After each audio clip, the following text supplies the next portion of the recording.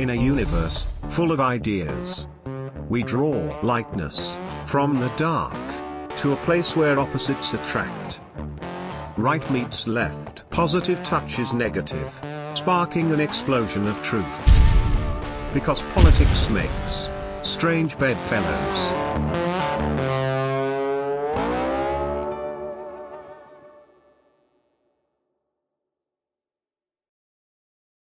You know, it's interesting that you brought up Pat Buchanan. That's actually someone I've always had a tremendous amount of respect for.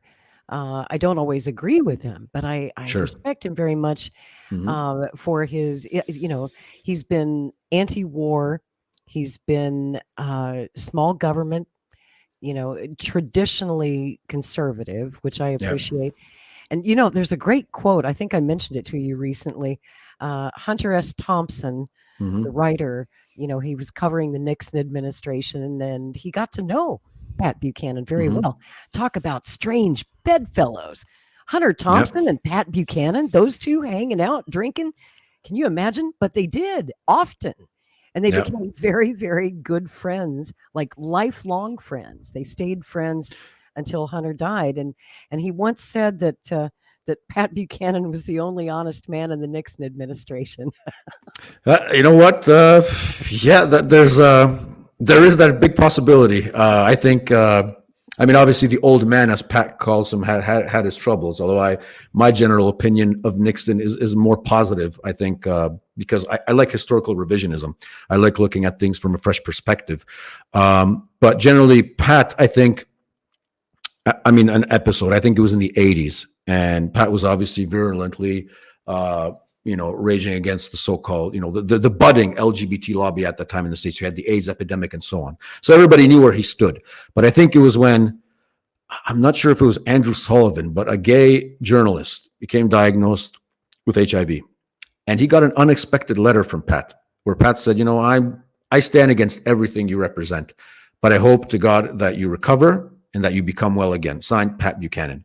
I mean, That's so Pat Buchanan. that's so Pat. I mean, the level of discourse, right, where you could really go at it, but at the same time you remain civil, right? And I think that represents a standard that not only in the United States, but believe me, in Poland is also gone. That you'd fight it out, but you could share a drink, for example, in the lounge at the end of the day, and you would always remember that he's a fellow human being, especially if you're looking from a Christian perspective, right? Or as St. Augustine said, love the sinner, hate the sin, right? So I think that was Pat Buchanan, classic Pat Buchanan, right? And that's why I think he had a lot of admirers, even in the people who ostensibly should have hated him. I mean, when he was dumped from MSNBC in 2013, I believe, for his last book, Suicide of a Superpower, I mean, even Rachel Maddow came out and said, I don't agree with Pat, but he was like a father to me. Rachel Maddow, out of all people, and what's his name? Chris Matthews. At the same time, he did a pretty good segment on MSNBC where he said,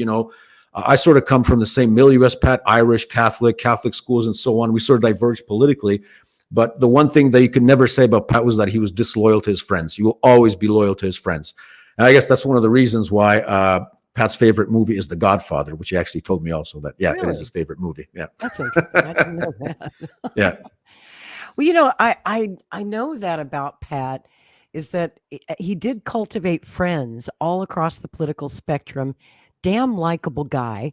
And Yeah. I've met a lot of people in politics and in media over the years. Every time his name comes up, I've never heard anybody who actually knows Pat have a bad word to say about him. The only people who slag him are the people who've never met him and don't know him. Because if they knew him, they couldn't possibly dislike him. He's one of the most likable men in politics. Always has been. Indeed. I think one of the reasons is because he doesn't approach you. And from reading his biography and his memoirs from Nixon's time, I think one of the key issues that we've lost, I think, in Western civilization is civilization, being civil. Yeah. Don't look at your fellow human being first and foremost as somebody who has opposing political views. Get to know him. Ask him about his family, where he works. Of course, you'll be divided by politics. You know where he stands. But Pat's the kind of guy who could have a drink with his worst enemies, with the worst Democrat who could be slandering him. But as long as you got to know him, I mean, Can you imagine Rachel Maddow saying nice things about Trump? Ain't going to happen. Can you imagine Keith Olbermann saying things about Trump? Ain't going to happen. And I mean, there was actually an interesting report which came out from Politico. It was in 2017. It was a very extensive interview with Pat. The title was the ideas made it, but I didn't. So basically, he references that he was sort of like the prophet preparing the way for Trump in the 90s when he started talking about, the unfair trade deals, immigration, the wars, in a way. So he was sort of like John the Baptist to Jesus Donald Trump in a way, right? Preparing the way. But he mentions in that interview something that was revealed only to that Politico reporter. If you recall, in 2000, when there was a race for who's going to be the Reform Party's nominee, and Trump was in the race, Pat was in the race, and I think Jesse Ventura was in the race also. Yes. And Trump said a lot of insane and stupid things about Pat back then. He called him, a gay hater, a Hitler lover, and so on and so on. So a few years passed, and lo and behold, in 2015, just as the primaries were getting to kick off, Trump called Pat personally and apologized to him for the things he said in 2000. Oh, I didn't know he apologized. Yep.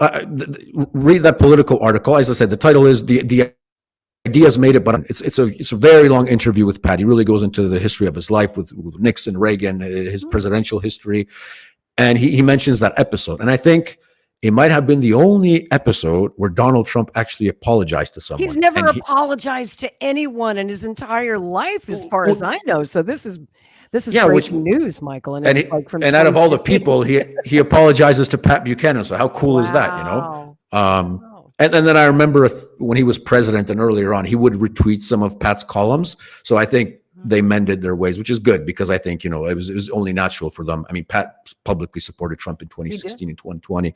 So it was only natural for them to come back to being friends again.